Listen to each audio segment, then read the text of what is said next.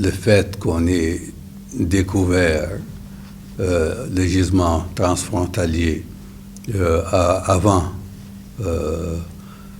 celui de Yakar récemment, et le fait aussi qu'on doit mutualiser nécessairement les équipements et les installations, et le fait aussi que les pays doivent continuer à entretenir des relations fraternelles. J'ai dit doivent continuer à entretenir, c'est peut-être un euphémisme.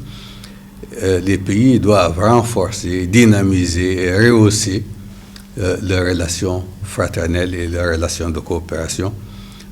Cela milite en faveur de l'exploitation, dans un premier temps, des gisements transfrontaliers, quitte après à mettre en valeur les autres gisements, tant au Sénégal qu'en Mauritanie, parce que ce sont des gisements qui sont commercialisables, les quantités sont importantes, et ils appartiennent au même consortium, et ils appartiennent aussi à des pays dont la solidarité, dont la coopération et dont la fraternité doivent se développer dans les années à venir. Ça, c'est entre le Sénégal et la Mauritanie. On a parlé du gaz, on a parlé de la pêche, on a parlé de l'élevage, de la transhumance. Moi, mon intime conviction, c'est que le champ de développement économique des deux pays passe par la libéralisation et la fluidification des échanges entre les deux pays. Vous savez, la Mauritanie, le Sénégal, le Maroc, ils peuvent construire ce que l'on appelle en Asie la route de la soie.